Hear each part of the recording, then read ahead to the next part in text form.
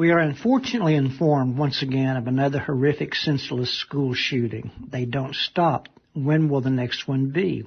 Who will be the next shooter, and who will be the next unsuspecting victims?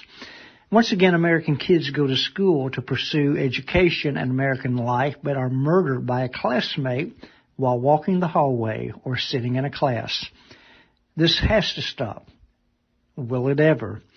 According to news reports, on November 30th, 2021, Ethan Crumbley, a 15-year-old, took the lives of 4 schoolmates and injured 7 others at Oxford High School, a Detroit, Michigan suburb.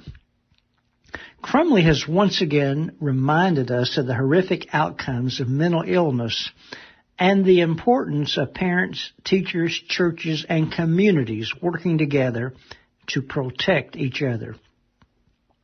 According to news reports, the Oxford school was alerted to Crumbley's disturbing social media posts, drawings depicting violence and other actions that had called for his parents to come to the school for a serious talk about their child. Reports of the parents buying a semi-automatic weapon for their son's Christmas present and taking him to a shooting range for practice is revealing their denial of, as well, their failure to address their son's problems. My dad gave me some shotgun lessons when I was growing up. I was turned loose in the hills of Appalachia to hunt for squirrels at the age of 12 with a junior hunting license.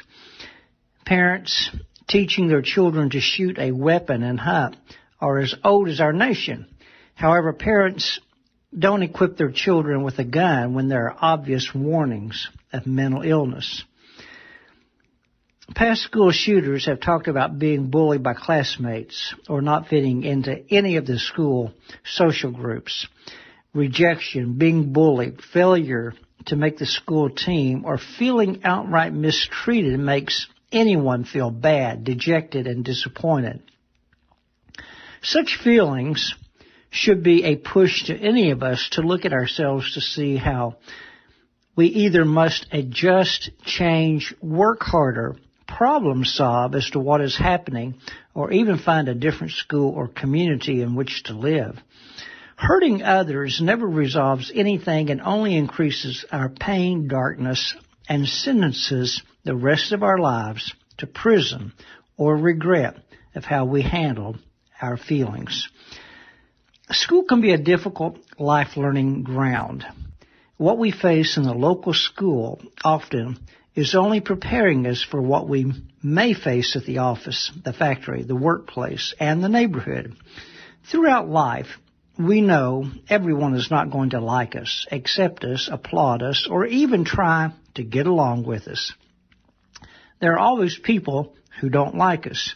However, there are people who will affirm, support, and befriend us. Sometimes it just takes a while to find those communities, houses of faith, social groups, and others with whom we can emotionally connect. The Ethan Crumbleys of the world are sad, scary, and wreak destruction. They need help now. His life and many other lives are forever destroyed. Apparently his parents were living in some sort of disconnected denial of what their son was really about to do to himself, them, and many others.